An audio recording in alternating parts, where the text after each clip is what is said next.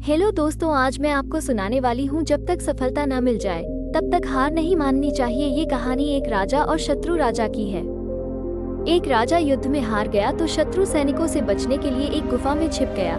सैनिकों ने पत्थरों से बंद कर दी थी गुफा। जो लोग सफलता पाना चाहते हैं उन्हें अंतिम पल तक हिम्मत नहीं हारना चाहिए। जिस पल हम हार मान लेते हैं उसी समय हम असफल हो जाते हैं। ये बात एक लोक कथा से समझ सकते हैं। कथा के अनुसार पुराने समय में एक राजा युद्ध में हार गया था। उसके सभी सैनिक मारे जा चुके थे। राजा किसी तरह अपनी जान बचाकर जंगल में भाग गया। सैनिक उसका पीछा कर रहे थे। वो बचने के लिए एक गुफा में छिप गया। सैनिक राजा को जंगल में खोजते खोजते उस गुफा तक पहुंच गए। गुफा के अंदर राजा को ढूंढा लेकिन सैनिक उसे ढूंढ नहीं सके। बाहर आकर सैनिकों ने बड़े बड़े पत्थरों से गुफा बंद कर दी। गुफा बहुत गहरी थी। अंदर की ओर राजा छिपा हुआ था। वो काफी थक चुका था। भूख प्यास की वजह से बेहाल हो रहा था। उसके शरीर में ताकत भी नहीं बची थी। शत्रु सैनिक गुफा बंद करके वहां से चले गए तो राजा अंदर बैठा बैठा सोच रहा था कि अब तो उसका जीवन खत्म हो गया। वो गुफा से कभी बाहर नहीं निकल पाएगा।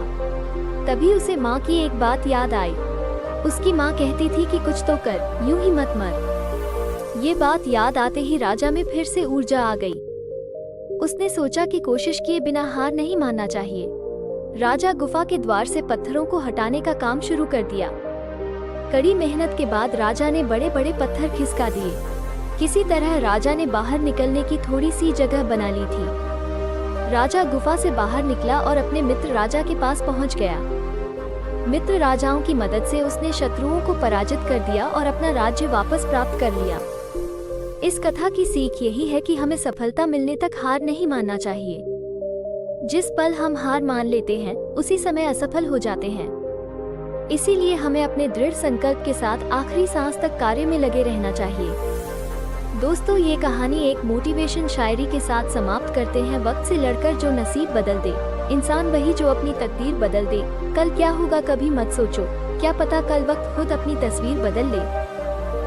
ऐसी ही और मजेदार कहानी सुनने के लिए वीडियो को लाइक करें और चैनल को सब्सक्राइब करें और कमेंट करके जरूर बताएं ये कहानी आपको कैसी लगी है।